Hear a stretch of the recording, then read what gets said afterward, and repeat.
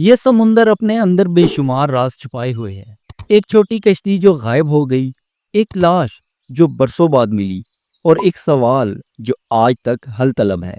یہ ہے دی mystery of the سیراجو۔ 11 فروری 1979 کو 5 آدمی ہنا کے چھوٹے سے قصبے سے، جو ہوائی کے جزیرے مائی کے جنوب مشرقی کنارے پر واقع ہے، نکلے۔ ان کی کشتی ایک سادہ سی 17 فٹ کی بوسٹن ویلر تھی، جس کا نام سیراجو رکھا گیا تھا، اور یہ صرف ایک عام سا ماہی گیری کا سفر ہونا تھا۔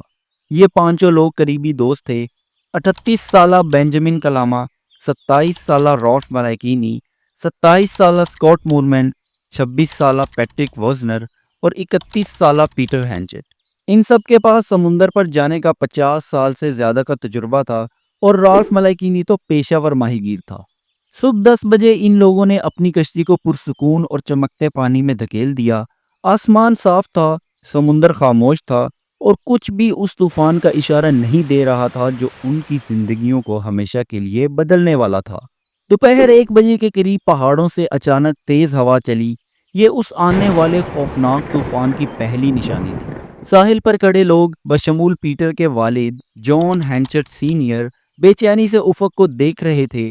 وہ امید کر رہے تھے کہ سیراجو نظر آئے اور وہ ماہی گیروں کو واپس ساحل کی طرف بلا سکیں، لیکن کشتی کہیں دکھائی نہ دی۔ پھر طوفان ٹوٹ پڑا، ہواؤں کی رفتار 40 میل فی گھنٹہ تک پہنچ گئی، اور لہریں 20 فٹ اونچی اٹھنے لگی۔ یہ ان بے رحم بحر الکاہل کے طوفانوں میں سے ایک تھا جو نہ کوئی وارننگ دیتے ہیں، نہ ہی بچنے کا موقع۔ جان اپنے بیٹے اور اس کے دوستوں کو تلاش کرنے کے لیے طوفان کا سامنا کرتا ہوا سمندر میں نکل گیا۔ کئی گھنٹے گزر گئے لیکن کچھ نہ ملا۔ اگلے دن اس نے پھر تلاش کی۔ اس بار اس کے ساتھ سمندری حیاتیات کے ماہر جان نارٹن بھی شامل تھے، پھر بھی کچھ ہاتھ نہ آیا۔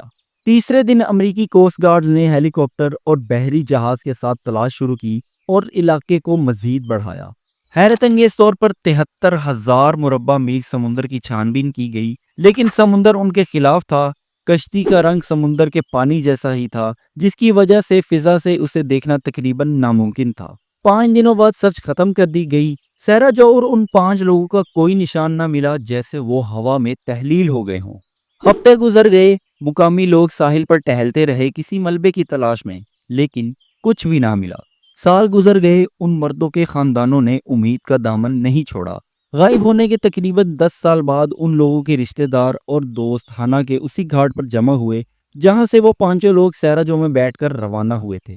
تب تک ایسا لگ رہا تھا کہ جیسے سیراجو صرف یادوں میں باقی رہ گئی ہے، لیکن تقدیر نے اس کہانی کو ابھی ختم نہیں کیا تھا۔ پھر آیا 9 ستمبر 1988 کا دن۔ سمندری حیاتیات کے ماہر جان نارٹن، وہی شخص جس نے 1979 میں سیراجو کو ڈھونڈنے کی کوشش کی تھی، اب مارشل آئلینڈز میں ایک جنگلی حیات کے سروے پر تھے، جو ہوائی سے 2000 میل مغرب میں ہے۔ وہاں ایک سنسان مرجان کی چٹان پر مشتمل جزیرے پر، جسے ٹونجی اٹول کہتے ہیں، اس نے کچھ عجیب دیکھا۔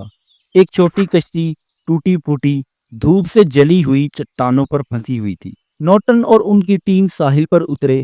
کشتی کے بدن پر اب بھی رجسٹریشن نمبر صاف نظر آ رہے تھے۔ یہ کشتی ہوائی کی تھی، اور اس سے بھی بڑی بات یہ کہ وہ سیراجو تھی، لیکن اس کے بعد جو ملا وہ اس سے بھی زیادہ پر اسرار تھا۔ کشتی سے صرف 60 گز کے فاصلے پر انہیں ایک قبر ملی جو مرجان کے پتھروں سے ڈھکی ہوئی تھی، اور اس پر ایک کچا سا لکڑی کا سلیب لگا ہوا تھا۔ اس کے ساتھ ساتھ اس قبر سے ایک انسانی جبڑا بھی باہر نکلا ہوا تھا۔ انہیں اس بات کی حیرت ہوئی، لیکن انہوں نے قبر کو چھیڑا نہیں اور واپس جا کر اس کے بارے میں رپورٹ کر دیا۔ بعد میں جب ماہرین واپس آئے اور قبر کھودی گئی تو اندر سے ایک جزوی ڈھانچہ ملا۔ دانتوں کی ریکارڈ سے تصدیق ہوئی کہ یہ باقیات اسکاٹ مورمن کی تھی، لیکن باقی 4 آدمیوں کا آج تک کوئی سراغ نہیں ملا۔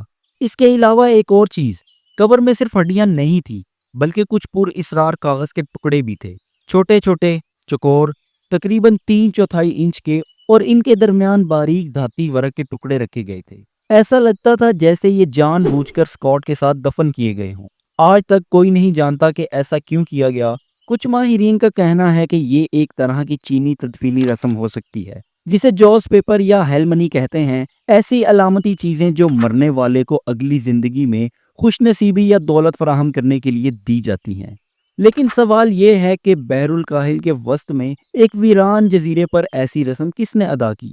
ایک اور حیرت کی بات یہ ہے کہ 1985 میں امریکی حکومت نے اسی ٹونجی اٹول کا سروے کیا تھا، صرف 3 سال پہلے، اور اس وقت سیرا جو کا کوئی نام و نشان نہیں تھا۔ تو پھر یہ کشتی 6 سال کہاں رہی؟ اور سب سے بڑا سوال، اسکاٹ مورمن کو کس نے دفن کیا؟ قبر صاف ظاہر کرتی تھی کہ اسے احتیاط سے بنایا گیا ہے، لیکن ٹونجی غیر آباد ہے اور کسی نے بھی کبھی بھی اس کی ذمہ داری قبول نہیں کی۔ کچھ لوگوں کا خیال ہے کہ اسکاٹ طوفان سے بچ گیا اور کسی طرح ہزاروں میل تک بہتا ہوا ٹونجی پہنچا، لیکن بالآخر وہیں مر گیا۔ دیگر لوگ بشمول نجی تفتیش کا اسٹیو گوڈیناؤ، جسے ان 5 مردوں کے خاندانوں نے تفتیش کے لیے کہا تھا، سمجھتے ہیں کہ غیر قانونی چینی ماہی گیروں کو اسکاٹ کی لاش ملی اور انہوں نے اسے چپکے سے دفنا دیا، کیونکہ وہ اپنی موجودگی ظاہر نہیں کرنا چاہتے تھے۔ بعد میں غوطہ خوروں نے قبر کے قریب اسکاٹ کی مزید ہڈیاں اور کشتی کا انجن مرجان میں پھنسا ہوا پایا۔ ایک اور حیرت کی بات یہ ہے کہ جس لیگون میں سیرا جو ملی، وہاں داخل ہونے کے لیے ایک تنگ راستہ تھا۔ ایسا لگتا ہے جیسے کشتی کو اندر لایا گیا ہو۔ کیا ماہی گیروں نے کشتی کو گھسیٹ کر اندر لایا تھا؟ اگر ہاں، تو انہوں نے اطلاع کیوں نہ دی؟ سچ اب بھی پردے میں ہے۔ آج سیرا جو کے 5 گمشدہ مردوں کی یاد میں ہنا بے اور ٹونجی اٹول دونوں جگہ یادگاری تختیاں نصب ہیں۔ بینجامن کلامہ، رالف ملائکینی، اسکاٹ مورمن، پیٹرک وزنر اور پیٹر ہینچٹ، اور یوں سیرا جو آج بھی سمندر کے سب سے بڑے انسلجھے رازوں میں سے ایک ہے، جہاں ہر جواب مزید سوالات کو جنم دیتا ہے۔